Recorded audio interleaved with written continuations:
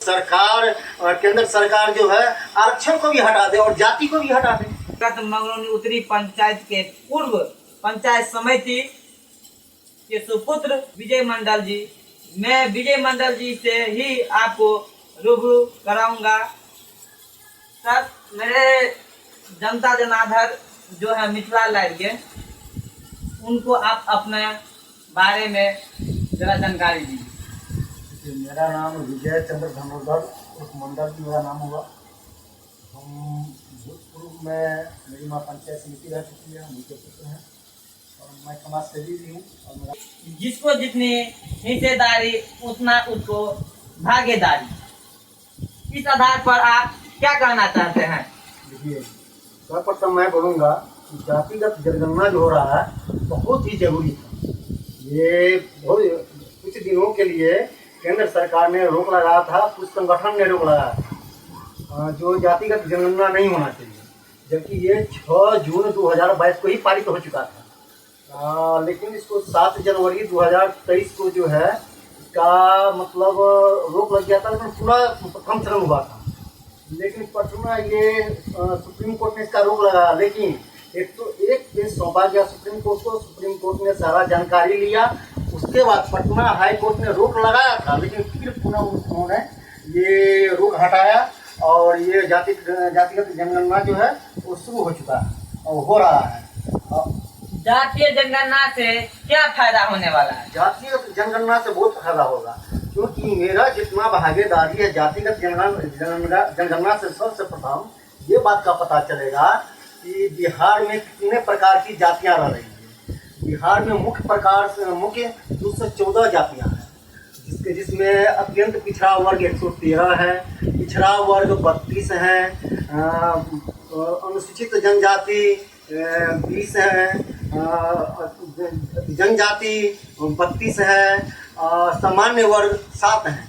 कहने के लिए सामान्य वर्ग सिर्फ 7 ही है, लेकिन ज़्यादा फायदा तो सारा वही ले रहे हैं। इसलिए जातिगत जनगणना जो हुई है, हमारा बाहुल्य ज़्यादा है, अति पिछड़ा वर्ग अनुसूचित जाति जनजाति सभी ज़्यादा हैं, सामान्य वर्ग 7% है और सबसे ज़्यादा फायदा वही ले रहा है। इसलिए जातिगत जनगणना बहुत ही जरूरी था जो हो रहा है। हम राज्य सरकार को, राजद नीतीश सरकार को बहुत बहुत धन्यवाद दे रहे हैं जो ये जातिगत जनगणना करवा रहे हैं, बहुत अच्छा काम कर रहे हैं, ताकि हम लोग का जितना भी गरीब है सभी को, गरीब को जो है इसमें फ़ायदा मिलेगा। जो हम लोग का परसेंटेज है, हम लोग का परसेंटेज यहाँ पे 93% है। जितने भी जातियाँ हैं सिर्फ सामान्य 7% है और सबसे ज़्यादा ऊंचे पद पर बैठे हुए हैं। ऊंचे पद पर बैठे हुए 10% आरक्षण ले लिए हैं। कहने के लिए आरक्षण जो है 10% है, लेकिन उसमें दिया गया जिसके पास 5 एकड़ भूमि रहेगा उसको 10% आरक्षण मिलेगा। क्या सामान्य वर्ग में 5 एकड़ भूमि वाले क्या नहीं, उससे ज़्यादा वाले हैं, तो उससे कम वाले हैं। मेरे ख्याल से 80% 10% आरक्षण लेने जा रहे हैं।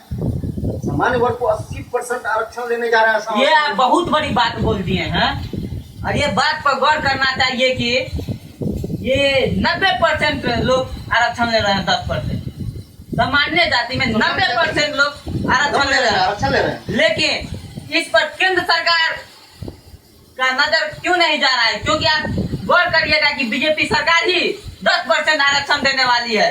आप इस पर क्या कहना चाहते हैं? सही बात है, इस आरक्षण को हम विरोध कर रहे हैं, क्योंकि 10% आरक्षण जो है बीजेपी सरकार, केंद्र सरकार ने दी है, बीजेपी सरकार ने दी है।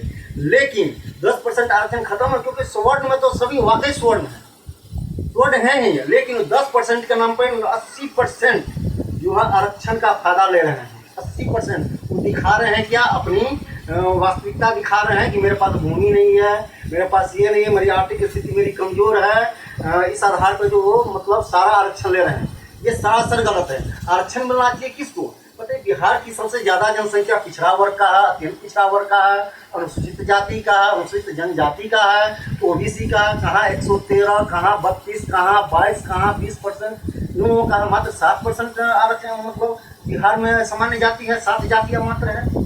लेकिन बताइए, सामान्य 7 जातियाँ ही सिर्फ बिहार में है सामान्य वर्ग के अंतर्गत, और सबसे ज़्यादा फायदा रहा है। ऊंचे पदों पे बैठे हुए हैं शुरू से ही, और आप किसी की जगह नौकरी में इंटरव्यू देने जाते हैं तो बड़े पद पे बैठे हुए हैं सवर्ण सामान्य वर्ग के लोग, और जनरल ओबीसी को, ईबीसी को, फिर पिछड़ा वर्ग को, क्या कहता है एसटी, एसटी को, सभी को इंटरव्यू में फेल करते हैं।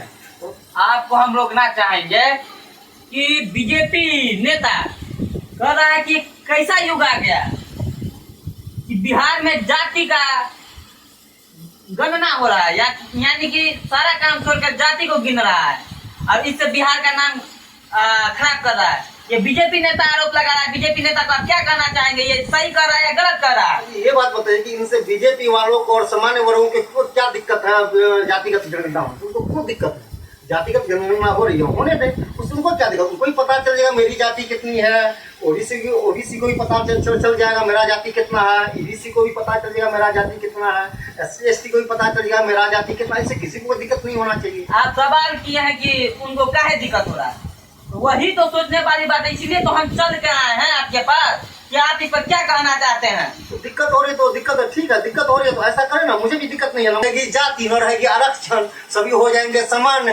ब्राह्मण से शादी करेंगे चमार, चमार शादी करेंगे राय में, राय शादी करेंगे यादव में, यादव करेंगे, सभी समान हो जाएंगे। मुझे नहीं चाहिए आरक्षण, मुझे नहीं चाहिए जाति, न जाति रहेगी ना आरक्षण रहेगी, सब समान हो जाएंगे, सब एक दूसरे सब समान है। ऐसा करते सरकार, मुझे ना आरक्षण चाहिए ना मुझे जातिगत जनगणना चाहिए नहीं। लेकिन अभी जो सिचुएशन है सरकार का, उसके अंतर्गत आरक्षण भी चाहिए और जातिगत जनगणना भी चाहिए, क्योंकि मुझे पता चलेगा जाति के बारे में और मुझे फायदा मिलेगा, गरीबों का फायदा मिलेगा, संख्या के आधार पर फायदा मिलेगा, लाभ मिलेगा। तो ये जातीय जनगणना हो रहा है, आपके कहना है कि ये जातीय जनगणना जो हो रहा है वो लाभदायक है? एकदम पूर्ण रूप से लाभदायक है। बिहार में है कि हर और बहुत सारे स्टेट मांग कर, महाराष्ट्र भी मांग कर रखा है। और आप ये कह सकते हैं कि जो जातीय जनगणना हो रहा है अपने बिहार में, ये जातीय जनगणना पर सबसे ज्यादा सक्रिय एवं